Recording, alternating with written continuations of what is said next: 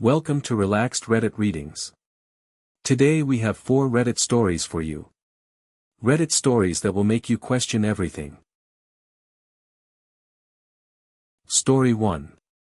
My dad's hygiene is so bad I have to wear gloves in my own house. So my dad's hygiene is so disgusting that I literally have to wear latex gloves just to touch anything outside my bedroom. I know that sounds extreme, but let me explain why I'm basically living like I'm in a hazmat suit in my own home. I'm 15, and my father has the worst hygiene you can possibly imagine. We're talking showering once a month. And when he does shower, he uses the same bar of soap for an entire year. He doesn't even use shampoo. But here's the part that really gets me: he hangs his dirty, sweaty clothes in his room instead of washing them. Like, he'll wear the same shirt for weeks, and then just hang it up like it's clean. The smell is absolutely unbearable. It's gotten so bad that I've developed this obsessive need to protect myself from germs. I can't touch door handles, light switches, anything he might have touched without putting on latex gloves first. I know it looks crazy, but I feel like I don't have a choice. My mom completely enables this behavior. When I try to talk to her about it, she gets defensive and says I'm being dramatic. She acts like I'm the problem for wearing gloves, not him for being absolutely disgusting.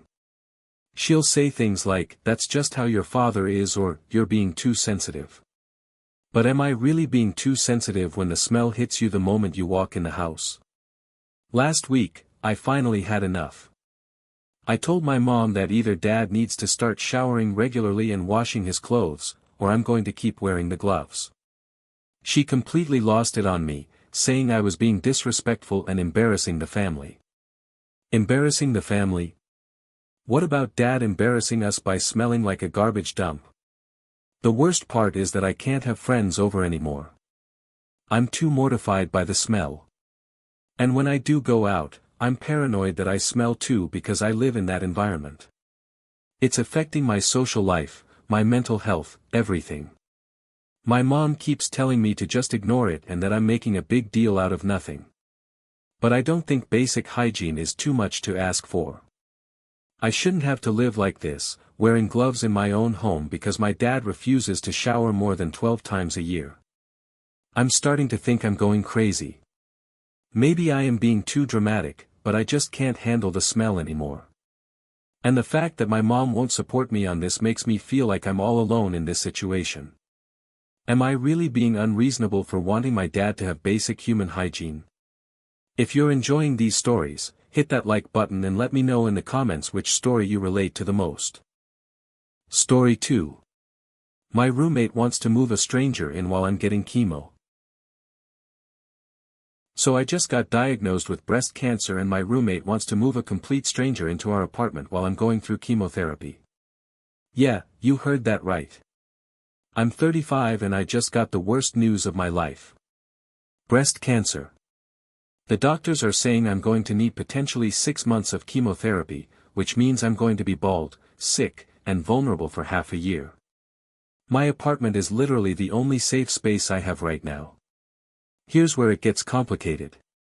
My flatmate just got offered this amazing job opportunity, but she'd have to work away for 3 months. That's great for her, I'm genuinely happy about it. But she wants to sublet her room to help cover the rent while she's gone, which I totally understand from a financial perspective. The problem is how she wants to find someone. She told me she was thinking of posting on Instagram to find subletters. Instagram. Like we're looking for a party buddy, not someone who's going to be living with a cancer patient going through chemo. When I heard this, I had to speak up. I told her I'd really prefer it to be someone I know and trust. I mean, think about it, I'm going to be dealing with hair loss, nausea, throwing up, feeling absolutely terrible. The last thing I need is to worry about some random stranger seeing me at my most vulnerable moments. This apartment isn't just where I live, it's going to be my recovery space. It's where I'll be resting between treatments, where I'll probably be spending most of my time feeling awful. I need to feel completely safe and comfortable there. But here's what's really bothering me, I'm starting to wonder if I'm being selfish. My flatmate has every right to sublet her room, and I know money's tight for everyone. She's not doing anything wrong by wanting to make some income while she's away. At the same time, I feel like this is kind of an extraordinary circumstance. I'm not just being picky about who lives here because I don't like loud music or messy people. I'm going to be going through one of the hardest experiences of my life, and I need my home to feel like a sanctuary. I suggested that maybe she could ask around our friend group first, or see if any mutual acquaintances might be interested. People who we've both met and feel comfortable with. But I can tell she thinks I'm being difficult about this. The thing is, once you start chemo, your immune system gets compromised too. Having a stranger around could literally be a health risk, not just an emotional comfort issue. But I don't want to use my diagnosis to control her decisions either. I keep going back and forth on this. Part of me thinks I should just deal with whoever she finds because it's her room and her right to sublet it. But another part of me thinks that when someone's going through cancer treatment, maybe we can make some accommodations. Am I being unreasonable for wanting my flatmate to be more careful about who she moves in during my chemo? Story 3. I saved my wife's purse from the trash and now she's furious. So my wife threw away her expensive handbag during a drunken episode, and I secretly kept it thinking she'd want it back someday. Now she's found it and she's absolutely livid with me. Let me give you some background first. My wife has struggled with alcoholism for several years, but she's done incredible work to get better. I love and support her through all of it. Her drinking was mostly self-destructive rather than hurting others, though she did a lot of secret drinking that surprised me when I found out. 2023 was the last time she had a major drinking binge. She'd been sober for 2 years before that, so it was really hard to watch her go through it again. During this particular binge, she was throwing away a lot of her belongings. I think it was part of some kind of self-punishment or shame spiral. One of the things she threw away was this really nice handbag. Not just any handbag, this was an expensive one that she'd saved up for and really loved when she bought it. I remember how excited she was when she first got it. She used it all the time and always got compliments on it. When I saw it in the trash, I couldn't bring myself to let it go to the dump. I thought to myself, she's going to regret this when she's sober. This isn't really her making this decision, it's the alcohol. So I quietly took it out of the trash and stored it in our closet behind some other stuff. My thinking was that someday, when she was in a better place mentally, she might want it back. Or at the very least, she could decide what to do with it when she wasn't in the middle of a crisis. I've seen her throw things away during bad periods and then later wish she still had them.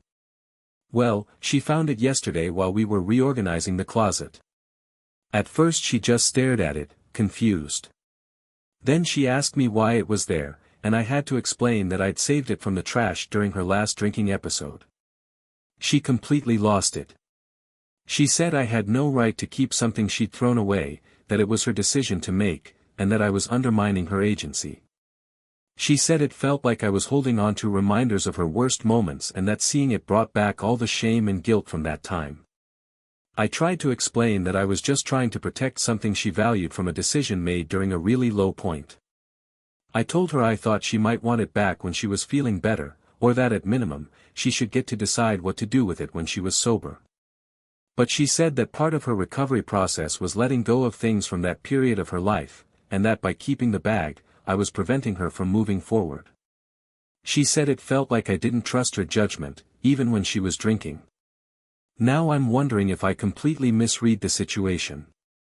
Maybe throwing the bag away wasn't self-destructive behavior, maybe it was actually a healthy choice for her recovery. Maybe I should have respected her decision in the moment, regardless of her state of mind. Was I wrong to save something my wife threw away during a drinking episode, thinking she'd want it back when she was sober? Story 4. Teen lied about volunteer hours so I refused to sign off. So this teenager tried to scam me into signing off on 4 volunteer hours when he was barely there for 45 minutes, and now his mom is calling me heartless. We had a community cleanup in our neighborhood last Saturday near the park. Nothing major, just picking up trash, pulling some weeds, basic stuff to make the area look nicer. I was there helping out as a volunteer, and we had a lot of teens show up to earn volunteer hours for school, which was great to see. The rule is pretty simple: you show up, sign in, do the actual work, and at the end I sign a sheet with your actual time worked. Pretty straightforward, right? This one kid showed up with his mom around 9:15, and the cleanup had started at 9. No big deal, 15 minutes late isn't the end of the world. He signed in, grabbed some gloves and a trash bag, and I watched him take a couple of photos by the sign-in table. I figured he was just documenting his volunteer work, which some schools require. But then things got weird. He spent maybe 20 or 30 minutes actually picking up trash, and I'll be honest, he wasn't exactly working hard. He was mostly on his phone, taking more pictures of himself with the trash bag, and chatting with friends who were there. Then around 10 o'clock, he just left. He came up to me with his volunteer sheet and asked me to sign off on 4 hours of work. 4 hours. I looked at him like he was crazy and told him he'd only been there for about 45 minutes, including his late arrival. He started arguing with me, saying that the volunteer opportunity was listed as a 4-hour event, so he should get credit for 4 hours regardless of how long he actually stayed.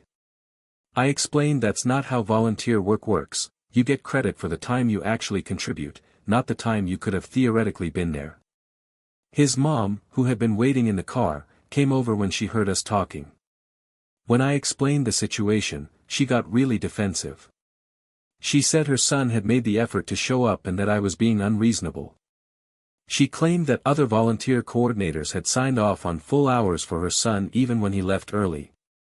I told her that I couldn't in good conscience sign off on hours that weren't actually worked.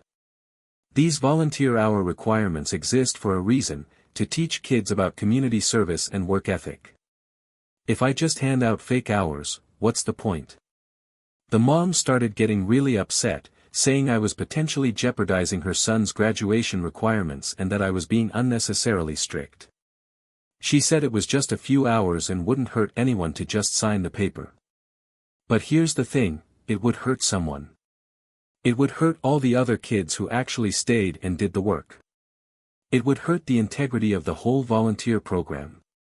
And honestly, it would hurt this kid by teaching him that he can get rewards without putting in the effort. Some of the other teens had been there since 9 and stayed until after 1 in the afternoon. They worked hard, got dirty, and actually made a difference in the community. How is it fair to them if this kid gets the same credit for basically showing up for photos? The mom left angry and said she was going to report me to the school district. Part of me is wondering if I should have just signed the paper to avoid the drama, but I really don't think that's right. Was I wrong to refuse to sign off on volunteer hours that weren't actually earned? If you enjoyed these stories, drop a comment telling me which one was your favorite. And if you want more relaxed Reddit readings, make sure to like, subscribe, and hit the bell so you never miss a video. Thanks for watching. If you enjoyed these stories, like, comment and subscribe for more relaxed Reddit readings.